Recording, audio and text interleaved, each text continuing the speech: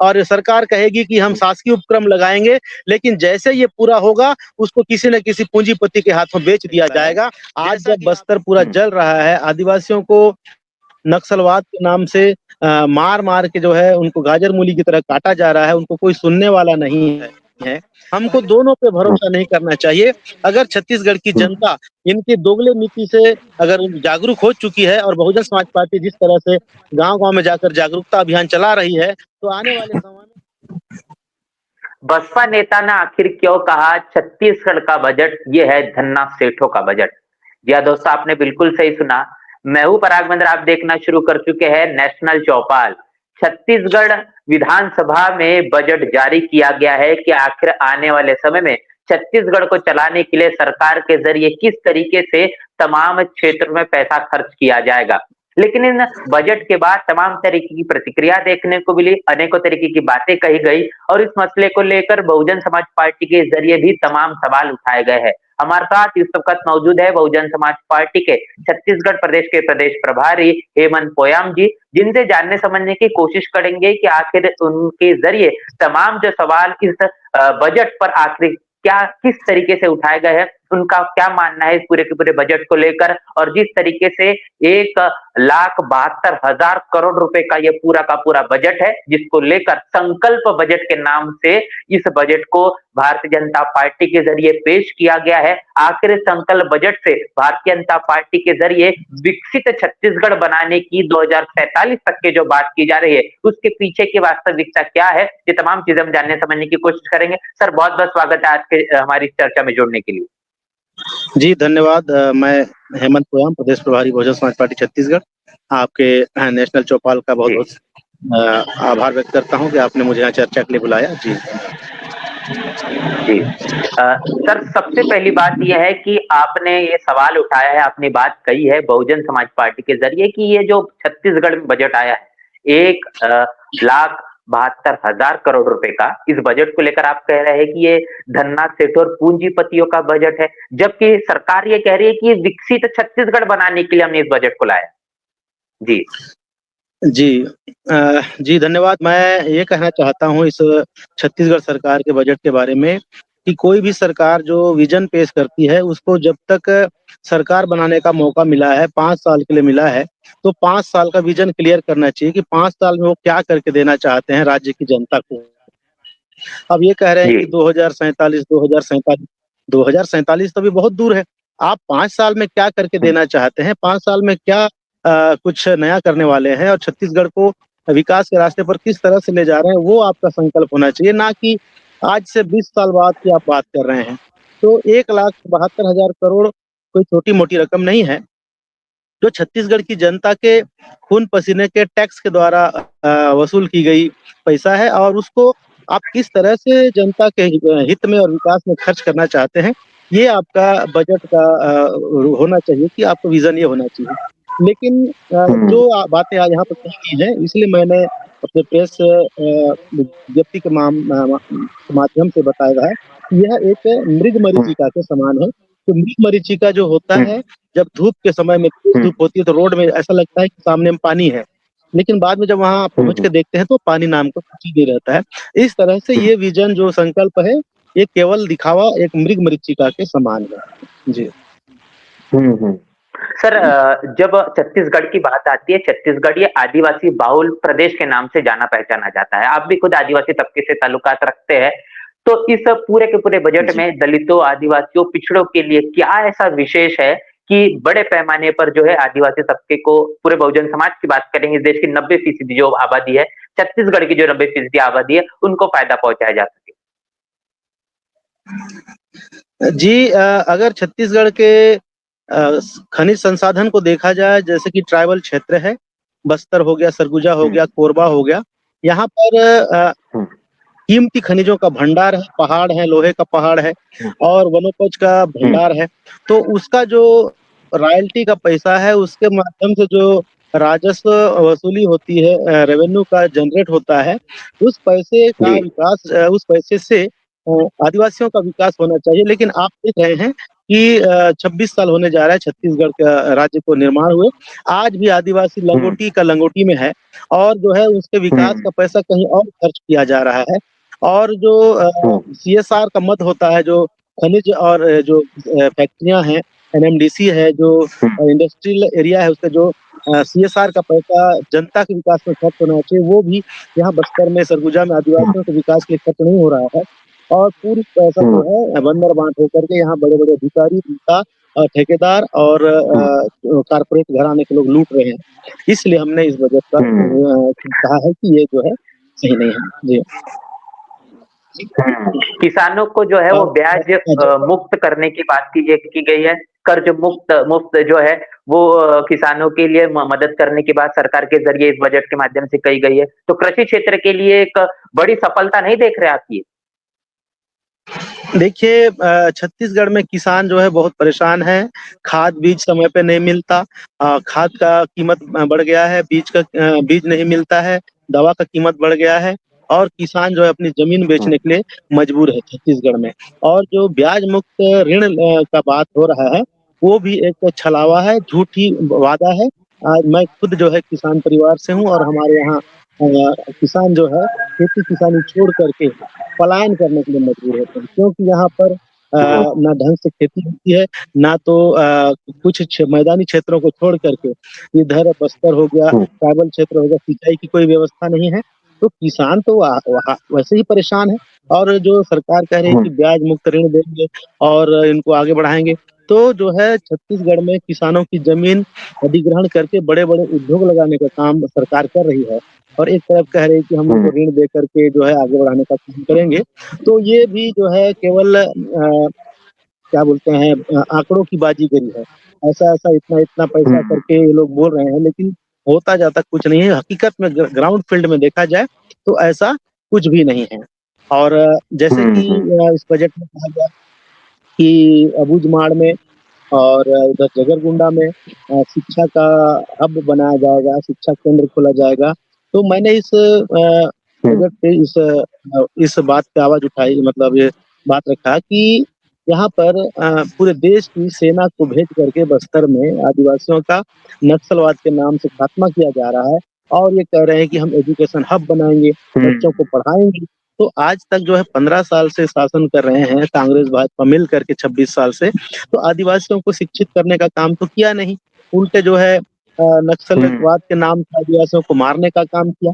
अब ये कह रहे हैं कि हम इस अबूझमाड़ क्षेत्र में एजुकेशन हब बनाएँगे। तो ये जो है एक तो पहले उनको दर्द दो, मारो पीटो और बाद में जो है मलहम लगाने का काम करो। ये इनकी झूठी सहानुभूति है आदिवासियों के प्रति और आदिवासी इस बात को अच्छी तरह से अब समझ रहा है। जी। सर हमने इस पूरे बजट में हम देख रहे हैं कि महिलाओं के सशक्तिकरण के लिए 8,200 करोड़ रुपए खर्च करने की बात ये सरकार कर रही है और इस मातारी वंदन योजना के जरिए तमाम बातें हो रही है। तो महिलाओं के सशक्तिकरण के लिए भाजपा के सरकार के जरिए ये फैसला तो काफ़ी ज़्यादा फ़ायदेमंद हो सकता है पूरे छत्तीसगढ़ के लिए, ऐसा नहीं लगता आपको? नहीं, मैं ये कहता हूँ कि अगर महिलाओं को सशक्तिकरण करना है तो उनको स्वरोजगार से जोड़िए, उनको कुछ अर्निंग करना सिखाइए, उनको कुछ आवक का ज़रिया बताइए, कुछ बिज़नेस से जोड़िए, है ना? लेकिन ये क्या कह रहे हैं कि हम महतारी वंदन करके जो है इनके खातों में सीधे पैसा डालेंगे। तो ये जो है सीधे पैसा डालने के का जो योजना है, ये कोई कारगर नहीं हुई है, क्योंकि चुनावी वर्ष में इन्होंने सभी के खाता में, महिलाओं के खाता में पैसा डाला। और आज हम लोग गाँव-गाँव में देख रहे हैं कि महिलाओं के खाता में पैसा नहीं आ रहा है। तो ये क्या करते हैं कि चुनावी फ़ायदा लेने के लिए कुछ पैसा डाल देते हैं और इनका कहना है कि हम पैसा डाल देंगे और महिला सशक्त हो जाएँगी। तो महिलाएँ उससे सशक्त नहीं होने वाली हैं। उनको कुछ स्वरोजगार से जोड़ने की दिशा में उनको काम करना चाहिए, ना कि फ्री का पैसा खाते में जमा कर दिए, उससे कोई सशक्तिकरण नहीं हो रहा है। घर-घर में जो है कि हस्बैंड वाइफ में झगड़ा होता है गाँव में पैसे के लिए कि भाई तुमको पैसा मिला है वो दो, है ना?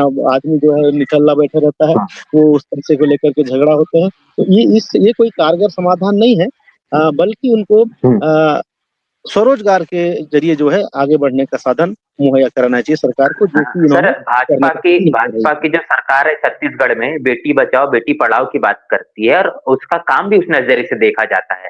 जब रानी दुर्गावती जैसी योजना आती है और 18 वर्ष से अधिक जो बच्चियां है, जो बेटियां है, उनको 1.5 लाख रुपए देने की बात सरकार कर रही है।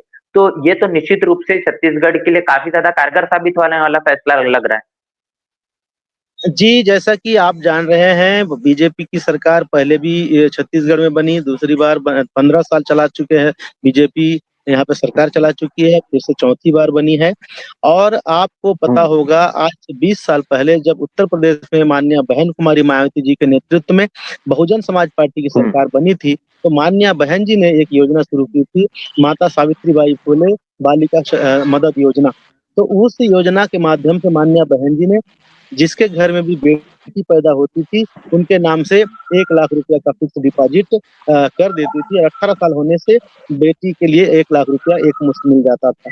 ये तो बहुजन समाज पार्टी के नेता दूरदृष्टा है जो 20 साल पहले ही इस तरह की योजना ला करके बच्चियों को जो यानी आप ये कह रहे हैं कि बसपा की कॉपी कर रही है भाजपा? हाँ, आज इनको याद आ रहा है जबकि ये केंद्र में भी सत्ता में है और उसके पहले यहाँ भी सत्ता में थे, कई राज्यों में सत्ता में है। लेकिन ये जो दूरदृष्टा वाली सोच जो है इनकी खुद की नहीं है। अब ये बहुजन समाज पार्टी पहले ही कर चुकी है, ठीक है, इन्होंने शुरू किया है, देखते हैं आगे क्या परिणाम आता है, कितना ये लोग कायम रहते हैं अपने कमिटमेंट। बस्तर और सरगुजा में जो एजुकेशन हब बनाने की बात की जा रही है और आपने कहा है कि इस एजुकेशन हब बनाने की बात जो सरकार के जरिए कही जा रही है, वो थप्पड़ मारकर फिर सहलाने वाली बात है। आप देख पा रहे हैं कि सर शिक्षा की स्थिति छत्तीसगढ़ में कैसी है और ऐसे में ऐसा फैसला अगर सरकार के लिए लिया जाता है तो ये बड़े पैमाने पर बड़ी सकारात्मक बात होगी। जी, ये ठीक है, हम इसका स्वागत करते हैं, लेकिन ये बहुत विलंब से लिया गया फैसला है।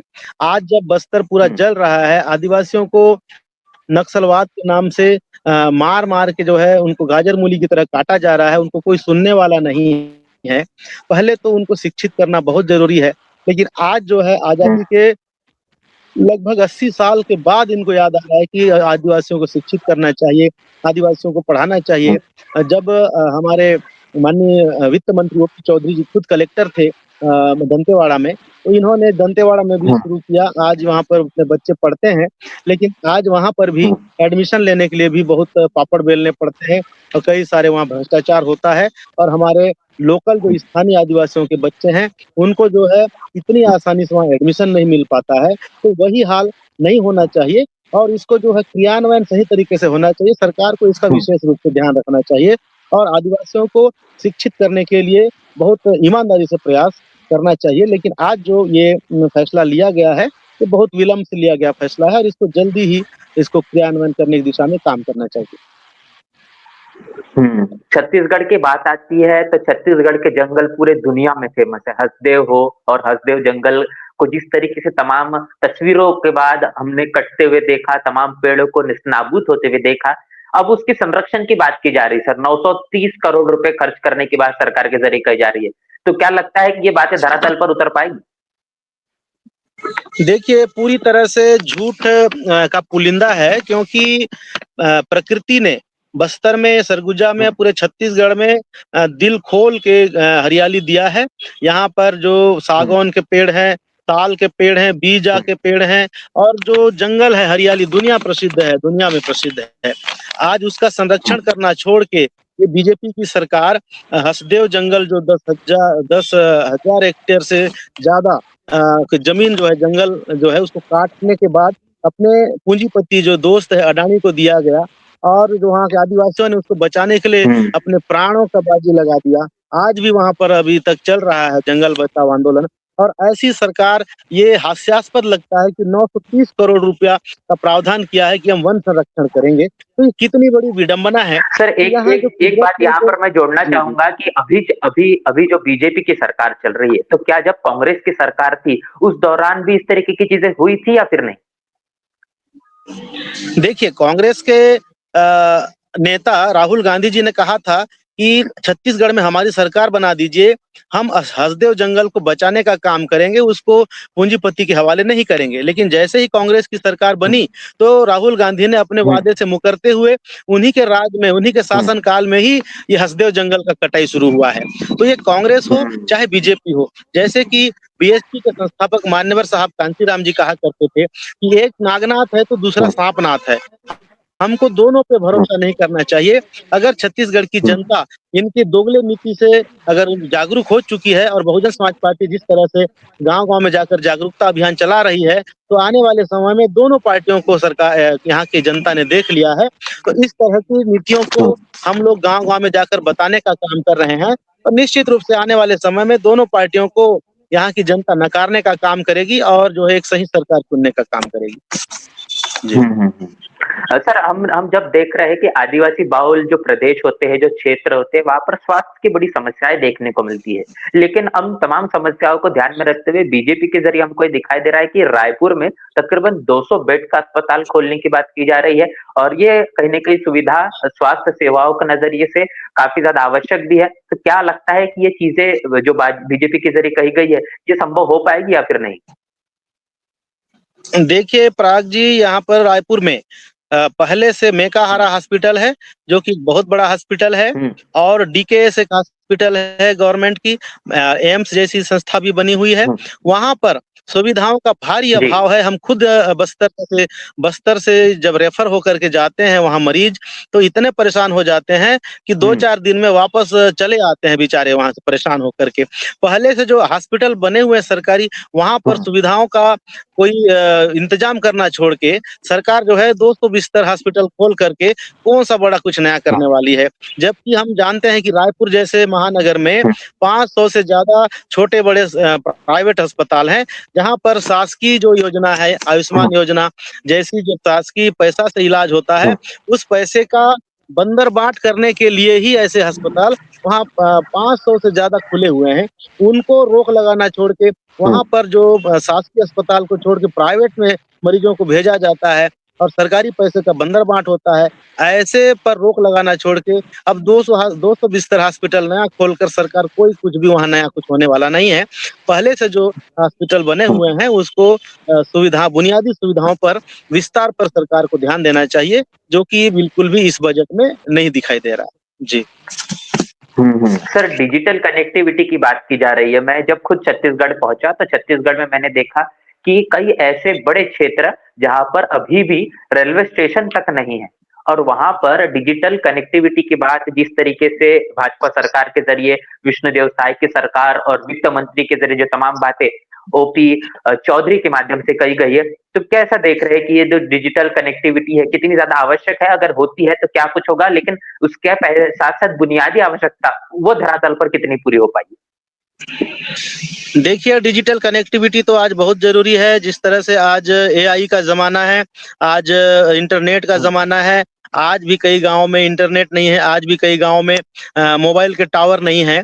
लेकिन इसके पीछे जो निजी जो कंपनियों की साजिश को भी समझना ज़रूरी है कि सरकार किस तरह से निजी कंपनियों को आगे बढ़ाने में लगी हुई है और जिस तरह से जियो कंपनी आज जंगल-जंगल में जो उसका मोबाइल टावर पहुँच गया और वही जो शासकीय जो उपक्रम है बीएसएनएल, जो कि एक हमको सस्ता में इंटरनेट और डिजिटल चीज़ें प्रोवाइड करता था, उसको आज इतना कंडेम कर दिया गया है सरकार के द्वारा जानबूझ के अपने जो है पूंजीपति दोस्तों के प्राइवेट जो कंपनियों को आगे बढ़ाने के चलते आज बीएसएनएल को ठप कर दिया गया है।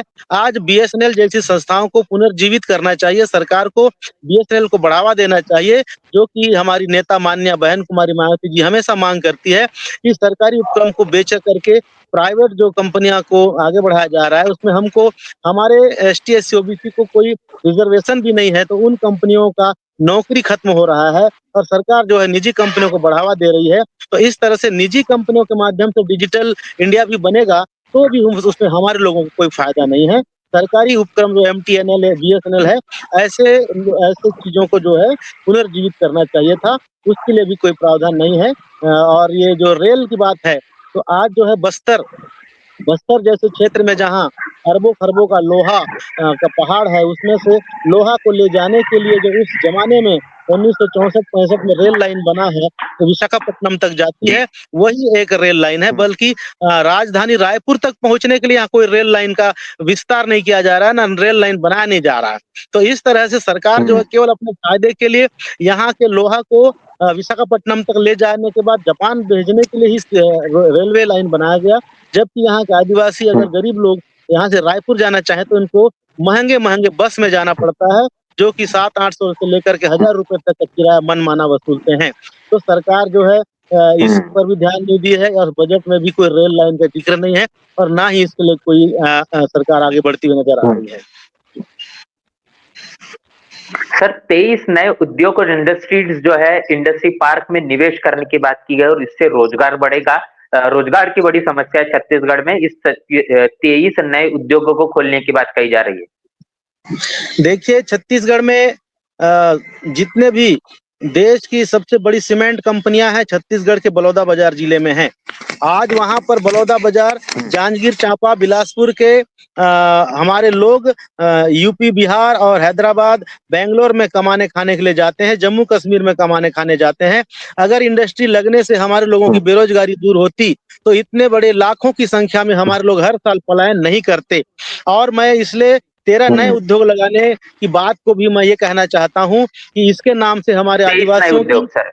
जी। हाँ, 23 नए उद्योग खोलेंगे, तो उसमें भी हमारे आदिवासियों, ओबीसी और अनुसूचित जाति के लोगों की ज़मीनें ली जाएँगी और जैसे ही ये फैक्ट्री या उद्योग लगेंगे और सरकार कहेगी कि हम हुँ, शासकीय उपक्रम लगाएँगे, लेकिन जैसे ये पूरा होगा, उसको किसी न किसी पूंजीपति के हाथों बेच दिया जाएगा। जैसा कि आपको पता हुँ, है, हमारे बस्तर में एनएमडीसी नगरनार में स्टील प्लांट लगाया गया, दसों हज़ार एकड़ हुँ, ज़मीन हमारे आदिवासियों का लिया गया और उसको जब वहाँ उत्पादन चालू हुआ है, तो प्राइवेट हाथों में बेचने का चल रहा है उसका भी। उसका भी अभी तक हमारे लोग हुँ, विरोध करने के लिए रैली निकालते रहते हैं। और हमारे बस्तर में डिमरापाल मेडिकल कॉलेज के पास यहाँ पे मल्टी स्पेशलिटी अस्पताल अभी पंडरीपानी में खोला गया और जैसे ही उसका उद्घाटन होने का हुआ, तो एक किसी निजी कंपनी को उसका संचालन का ज़िम्मा दिया गया है, जहाँ पर ये पता चला है कि ओपीडी का पर्ची ₹900 में बनेगा। इस तरह से हमारे हुँ, आदिवासी अगर ज़मीन देंगे, कि विकास होगा, चिकित्सा सुविधा बढ़ेगी और हम लोगों को सुविधा मिलेगी। ऐसा करके हम अपना आदिवासी अपना ज़मीन देगा, ओबीसी अपना ज़मीन देगा, शेड्यूल कास्ट का भाई अपना ज़मीन देगा और बाद में जो है उसका संचालन, उसका जो रख-रखाव है, वो किसी पूंजीपति को सौंप दिया जाएगा। तो हमारे साथ बहुत बड़ा धोखा ये सरकारें इस तरह से करती हैं, इसलिए हम ये औद्योगिक नीति का विरोध करते हैं। हुँ। तो ये पूरी की पूरी जो हमने चर्चा की है और पूरा ये जो बजट सत्र आया है, इस बजट को लेकर आखिरी ऐसी कौन-सी बात है जो आप कहना चाहेंगे? और खास तौर पर छत्तीसगढ़ की जो जनता है, बहुजन समाज पार्टी के नज़रिए से आपका क्या संदेश होगा? देखिए, बहुजन समाज पार्टी का स्पष्ट मानना है कि जिस तरह से छत्तीसगढ़ के रहने वाले लोग हैं, चाहे किसी भी जाति धर्म के लोग हों, किसी भी वर्ग से लोग हों, सबको सम्मान से जीने का अधिकार होना चाहिए, सबको रोज़गार मिलना चाहिए, यहाँ का पलायन रुकना चाहिए और यहाँ के युवाओं को ऊँची शिक्षा का फ्री व्यवस्था होनी चाहिए, जो कि इस बीजेपी की सरकार के बजट में बिल्कुल भी नज़र नहीं आ रहा है। ये तो हम देख चुके हैं, केवल और जी। केवल उत्तर प्रदेश में 4-4 बार बनी बहुजन समाज पार्टी की सरकार ने ऐसा करके दिखाया है, जो संविधान के मंशा अनुरूप सबके लिए काम करके दिखाया, सर्वजन हिताय सर्वजन सुखाय के नीति पर चलकर। लेकिन अब बीजेपी जो है नारा लगाती है कि सबका साथ, सबका विकास, लेकिन यहाँ केवल चंद पूंजीपतियों का साथ और चंद पूंजीपतियों का विकास ही नज़र आता है। गरीब आदिवासी, पिछड़ा वर्ग, अल्पसंख्यक और सर्व समाज के गरीब, महिला, छोटे व्यापारी और छोटे-छोटे लोग जो है, जो छोटे-छोटे काम धंधों में लगे हुए लोगों के लिए बिल्कुल भी इस प्रकार के राहत भरा कोई चीज़ यहाँ बजट में नज़र नहीं आ रही है। इसलिए बहुजन समाज पार्टी इसको एक मृगमरीचिका के समान जो है एक झूठा वादा करके अपने लोगों को छलने वाली, ठगने वाली सरकार का ये झूठा बजट हम लोग इसको करार देते हैं और इस बजट से हमारे गरीबों का कोई फ़ायदा होने वाला नहीं है। चलिए, तमाम हमने बातें समझी है और इन तमाम बातों से ये बात पता चल गई है कि आखिर कैसे भारतीय जनता पार्टी के ज़रिए लाए गए इस बजट में ये आखिर एक किस बात और तरीके कहना से था, एक तमाम एक वादे। बात जी, जी एक बात और कहना जी था। सर, कहिए सर। यहाँ पर हुँ, सरकार ने अयोध्या रामलला दर्शन योजना के लिए भी बजट का प्रावधान किया है और मैं ये कहना चाहता अच्छा हूँ जी। कि इसका हम स्वागत करते हैं कि धार्मिक यात्रा पे भेजना चाहिए बुजुर्गों को, लोगों को भेजना चाहिए। साथ ही साथ हम ये कहना चाहते हैं कि छत्तीसगढ़ जिस तरह से बौद्ध नगरी थी, जिस तरह से सिरपुर है, जिस तरह से गिरौदपुरी गुरु घासीदास बाबा जी का पवित्र स्थल है, उसको भी एक पर्यटन स्थल घोषित करना चाहिए, पर्यटन जिला घोषित करना चाहिए। अन्य जो धार्मिक नगरी है, चीज़ है, उनको भी विकसित करने का प्रयास सरकार को करना चाहिए। तभी जो है भारत के संविधान में जो धर्मनिरपेक्षता की बात है, ये जो है कारगर साबित होगी। लेकिन एक धर्म विशेष को लेकर के अगर आगे बढ़ाने का काम किया जाएगा, तो ये जो है धर्मनिरपेक्षता पर सवाल खड़ा करता है। तो अन्य सभी धर्मों के और अन्य सभी पंथों के पर्यटन स्थलों को भी सजाने संवारने का काम भी सरकार को करना चाहिए था। ये हमारी एक माँग है सरकार से अभी। जी। चलिए, तो काफ़ी सारी चीज़ें हमने इस पूरे बजट को लेकर समझी है, जहाँ पर बहुजन समाज पार्टी के ज़रिए ये बात कही गई है कि ये बजट सिर्फ़ और सिर्फ़ झूठ का एक पुलिंदा है। इस पूरे बजट को लेकर आप क्या सोच रहे हैं? आपकी राय प्रतिक्रिया में लिखकर कमेंट बॉक्स में ज़रूर बताएँ। आज की इस चर्चा में जुड़ने के लिए सर हमारे साथ बहुजन समाज पार्टी के छत्तीसगढ़ प्रदेश के प्रदेश प्रभारी हेमंत पोयाम जी है। सर बहुत-बहुत धन्यवाद आज की चर्चा में जुड़ने के लिए। आपकी इस पूरी जी, चर्चा को धन्यवाद। लेकर क्या राय है, प्रतिक्रिया क्या है? लिखकर कमेंट बॉक्स में ज़रूर बताएँ। बने रहें नेशनल चौपाल के साथ, मिलते हैं नए वीडियो में, तब तक के लिए जय भीम, जय भारत। बहुजन समाज की हर खबर पाने के लिए चैनल को सब्सक्राइब करें, लाइक करें, शेयर करें। नेशनल चौपाल को बचाने के लिए ज्वाइन बटन क्लिक करके चैनल की सदस्यता लें और चैनल को आर्थिक मदद करें।